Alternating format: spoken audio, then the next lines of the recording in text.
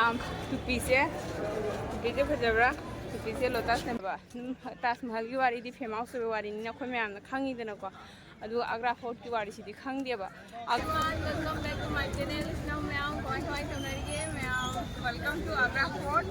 आग्रा लाने ताजमहल जेल लोरगा अखोई चलगे थोलेबको थोलबनी Agra fort Agra fort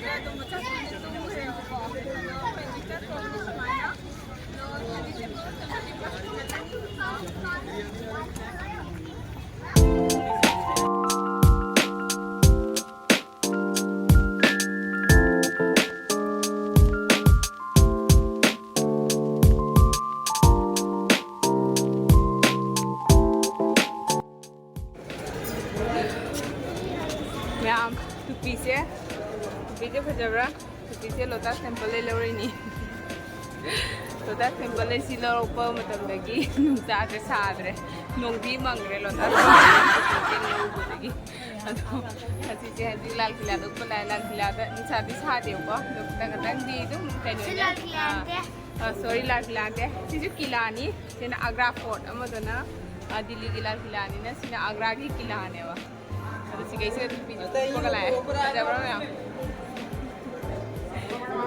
tungre baca mana luar alo itu pak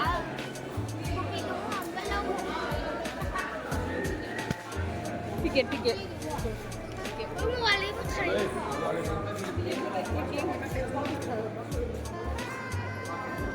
Haji Manung Chang ya सेनी आग्रा किला आग्रा की रेड फोर्ट से सेनी दिल्ली की चत्रे दिल्ली की चप्पम हापके दिल्ली की मनाक मनाक लेने खर थौ सादब हाइगद्रा कहीं लेरे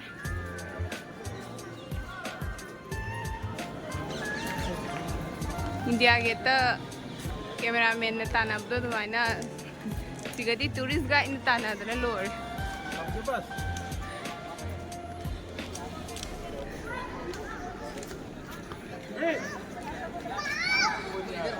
कहीं ताजमहल का रेड फोर्ट से फोटोग्राफर लेबको लेरसु दुजाना मिगोंद इरिटेट तौदे ताजमहल ताजमहल फोटोग्राफर मैम लेबको इरिटेट तो है इंडिया गेट तौदे तौदेबा टूरिस्ट गाइड मैम से तौसीगना से मी तिल्लीने मैम योंदू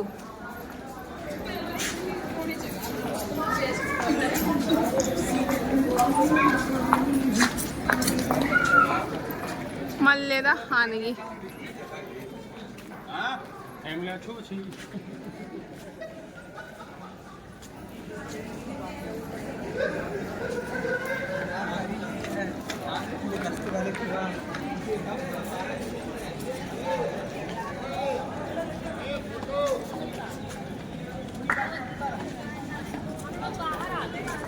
मल्ले कई होंगे मोसे के लई पाक ल खंगे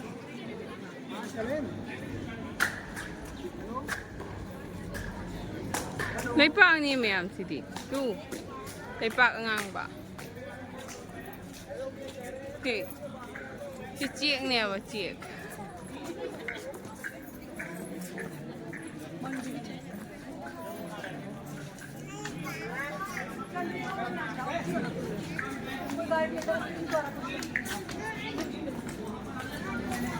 दोनों ने भी टूरिस्ट गाइड ने ताई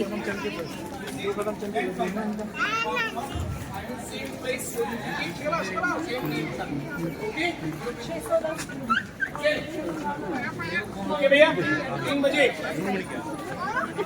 देख लो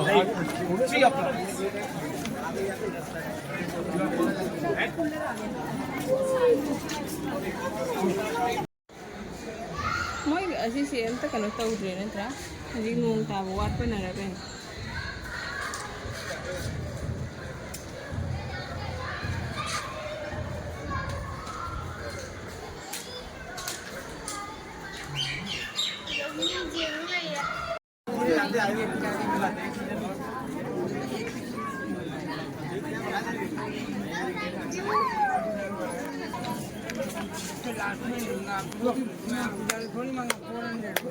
yung tourist guide lupa chambri lupa lising ama hairam badagi chatruk tay changwa tay chambri de ko hen gai sing boy scam to bo ma'am se gi check chalu ko ma'am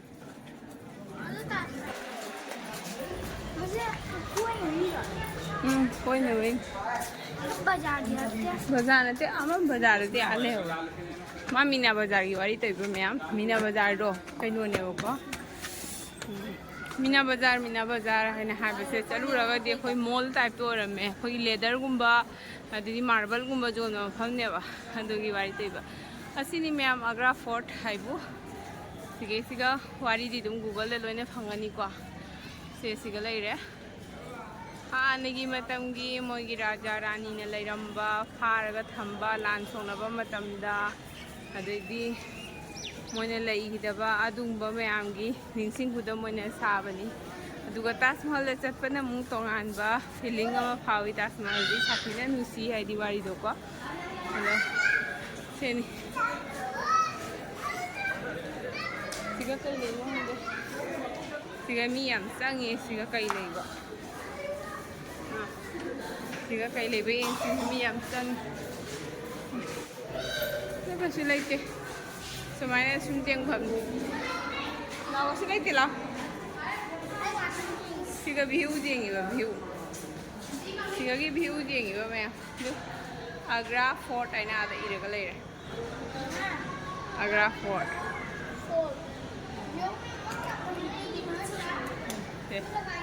ma'am सीजे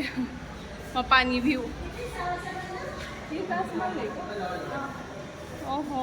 आज ताजमहल उड़े में आंदो Agra fort की मना तक का खलागा ताजमहल जी बस ये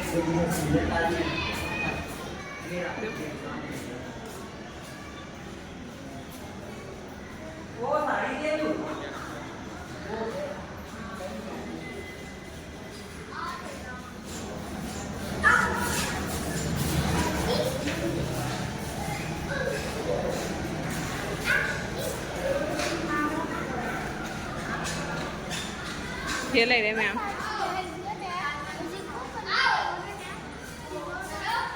मागी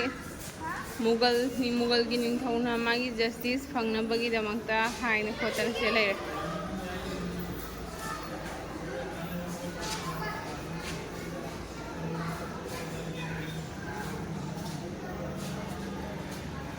मतंगी केनो तौबनी मैम हाइदि हानै मतंगी वारिनी को ग पारगा खंगबा ngam हाने मत माई माइगी हाइदि जस्टिस फंगनबा माई माना तालिबदो फंगनबा दुगी दमक्तन दुगी निंसिंग हुदम मोने तबुदो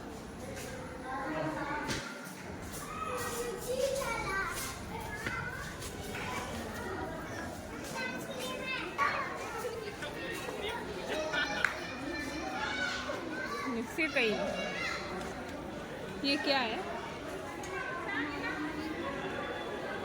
सिगा मोई करी तो हुबेने होंगे सी मफमजे इन खोटना लेतेबको इन लेतबैने फंगे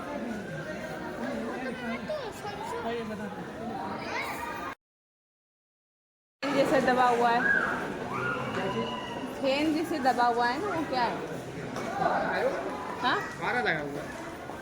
सम्मान बोर्ड बोलते हैं सम्मान बोर्ड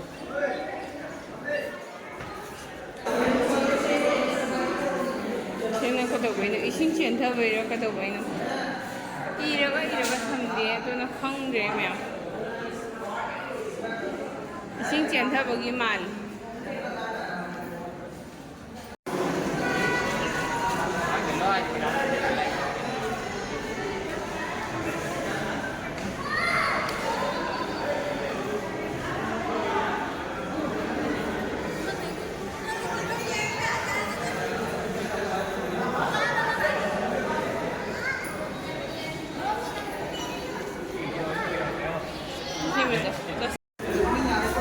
आग्रा फोर्ट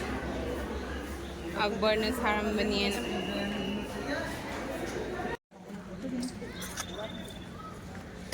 मैम थोले सिगा थोले अदो मफमदी हानगी Matangi हानगी निंथो पालिंगी मतंगिना मफमदी हजिक सिंजे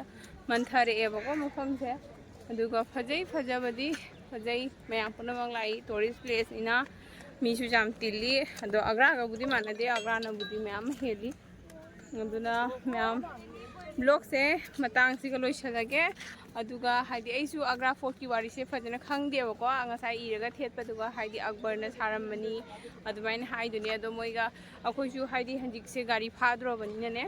थेंगे हाइना हाइदी सिगा चंगबे plan लेतेनको अदुना plan लेतबनिना अखोइसु tourist guide के गाति लौद्रेबा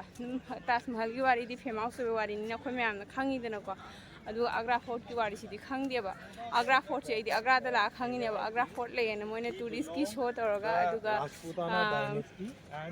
कइनोगी दिल्ली फोर्ट पुदी खंगबको अदुदना अग्रा फोर्ट की वारी से इदी याम खंगदबैना वारी जाउदबनिना सिबुदी दुम नुंगना साबा कई हाइनी मूर्ति हाइगद्रा जुम हाइगद्रा बिल्डिंग हाइगद्रा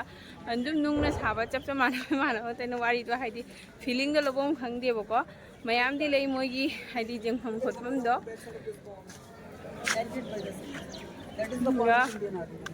दु मोइसिगे सिगे ताइसे मयाम टूरिस्ट गाइड ना ताइने बको फिनाम दे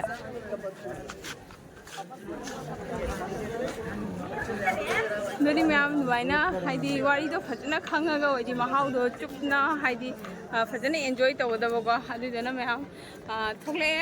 नुंगाई कोबेबुदी नुंगाई कनो तोरे